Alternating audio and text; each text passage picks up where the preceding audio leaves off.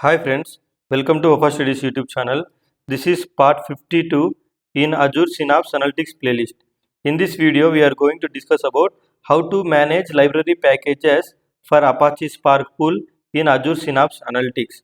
So, we are going to discuss a high level of how to manage the packages for Apache Spark in the Synapse Analytics.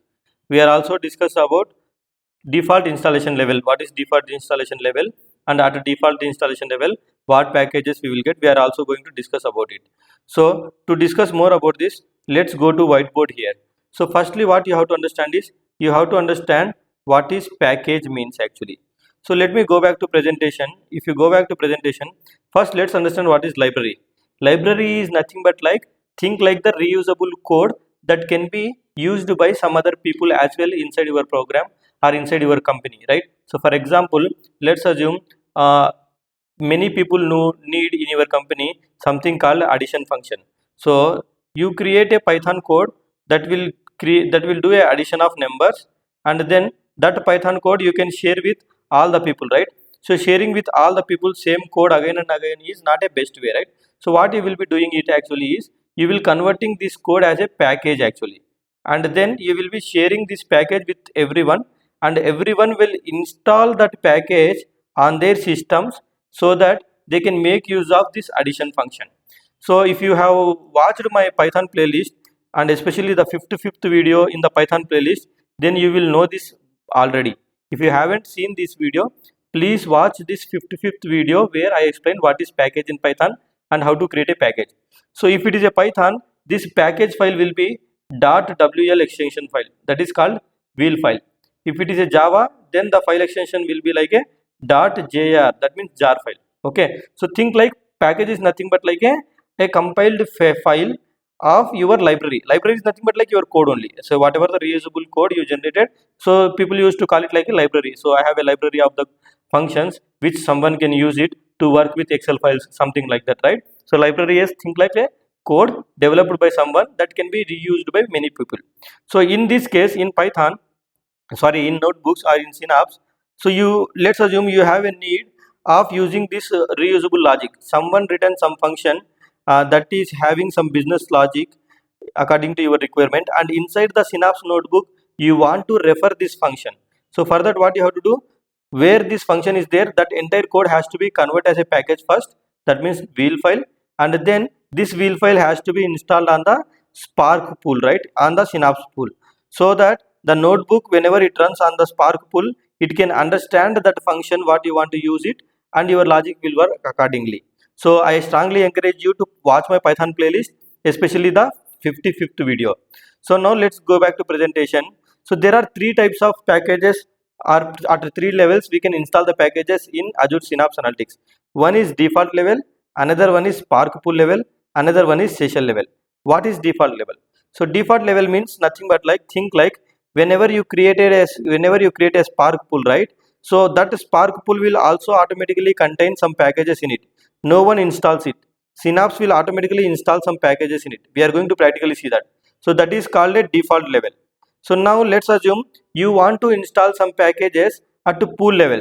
So let's assume there is some package or some code one of the team member has, and you want to install that code as a package on your pool, then you can do that. So that is called pool level. So once you install any package at a pool level, then every team member or every notebook that runs on that pool can make use of the functions or code inside that package. Another one is called session level. So what is session level is, at session level, that means to make you understand this, let me do one thing. So let me erase this here. So what will happen in Azure Synapse is you will be having a Spark pool here. So let's assume this is a Spark pool, and there are notebooks here, right? So let's assume one user came and executed the notebook on the Spark pool one. So one session will be created here. Okay, one session will be created here. Similarly, the same notebook run by some another user. So that means here also one session will be created. So these two are different sessions actually. So the packages you install at a session level, they are available only there. For example, package 1 you install at this session level, then this package will not be available at this session actually. So that's how session level packages will work. All that we will see in practically in our upcoming videos. So this video we are going to discuss about this default level package also. So let me go to Azure Synapse Analytics from the browser. So this is my Azure Synapse Analytics workspace, and here let me navigate to development menu here. That's where you create a notebooks, and every notebook whatever you created, you will attach it with a Spark pool. And if you see here, I selected default language as Python.